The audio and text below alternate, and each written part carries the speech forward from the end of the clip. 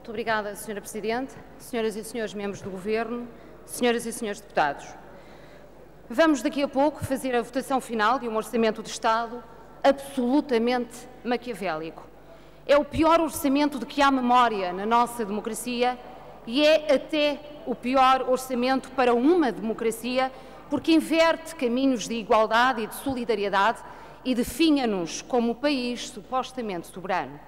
É, então, um orçamento que nos rouba a democracia e que vira as costas à Constituição da República Portuguesa, minimizando obrigações do Estado, como na educação, na saúde, no ambiente ou na proteção social, criando um sistema fiscal menos justo e proporcional, através, por exemplo, da abusiva tributação dos rendimentos do trabalho, deixando tanto património de riqueza de parte, onde são reduzidos os escalões do IRS, mas mantidas as isenções e benefícios fiscais para aqueles que jogam horrores de dinheiro na Bolsa e para um sistema financeiro que ganha tudo e não perde nada.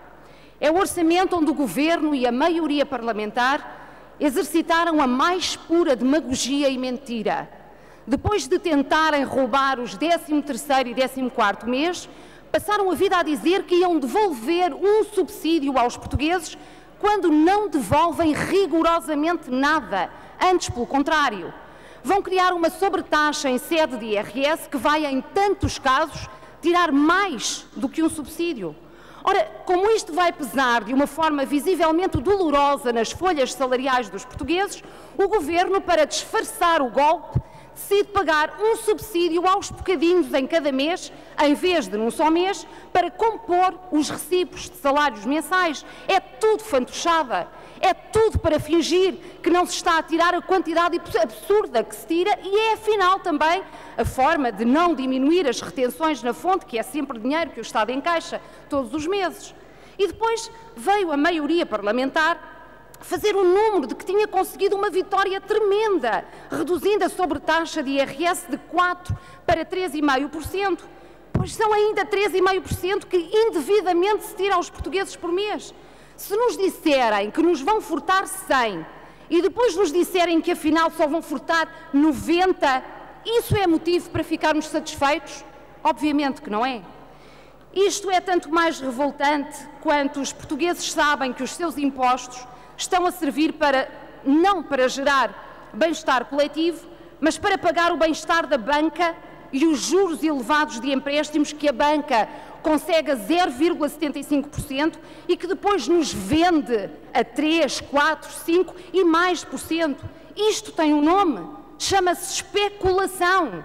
Nós estamos a ser vítimas de um jogo de especulação absurdo, desumano, selvagem, que nos espreme até ao limite e que está na gênese da aplicação desta austeridade, que põe até os subsídios de refeição a ser tributados em sede de IRS e que põe os subsídios de desemprego e de doença a sofrer descontos, retirando aos que menos recursos têm, para não beliscar a estabilidade dos que nadam em dinheiro. Eles sorvem tudo o que avistam ao povo. Ora, era a esse povo que o Sr. Presidente da República dedicava umas amáveis palavras há uns meses atrás, dizendo que o povo não aguenta mais a austeridade. E não aguenta mesmo. Mas este orçamento de Estado está repleto de mais austeridade. E o Governo já garantiu que vem aí ainda mais austeridade, até porque sabe que este orçamento vai contribuir para pôr o país a falhar mais, porque todas as execuções orçamentais da austeridade e todas as previsões nacionais e internacionais têm demonstrado isso mesmo. Menos receita, mais recessão, mais desemprego.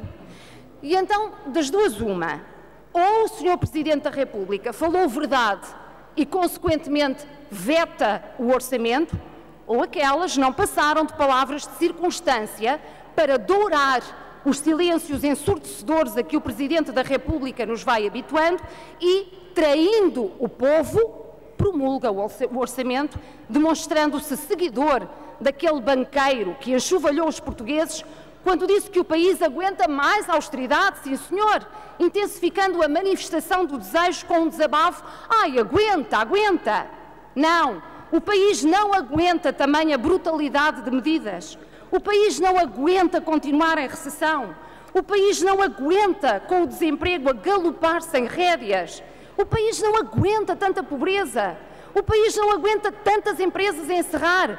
O país não aguenta este governo e esta troika. Senhora Presidente, senhores membros do Governo, senhoras e senhores deputados, os Verdes apresentaram um conjunto muito significativo de propostas muito justas de alteração ao Orçamento de Estado. Propostas que se centravam na reparação de injustiças sociais, de valorização e segurança ambiental, de crescimento da economia e de redinamização da nossa atividade produtiva. Só 2 propostas do PEV foram aprovadas, mas ainda assim de importância a assinalar. Uma, relativa ao apoio às famílias para o ensino pré-escolar. Outra, para que os docentes universitários e dos politécnicos e investigadores contratados ingressassem na carreira com a devida tabela salarial. São contributos que se ficam a dever ao PEV, mas fundamentalmente que são da mais elementar justiça. Uma última nota. O orçamento vai ser votado. Vota-se com o voto de cada deputado. Não se vota com declarações de voto para lavar consciências. Essas não têm efeito absolutamente nenhum.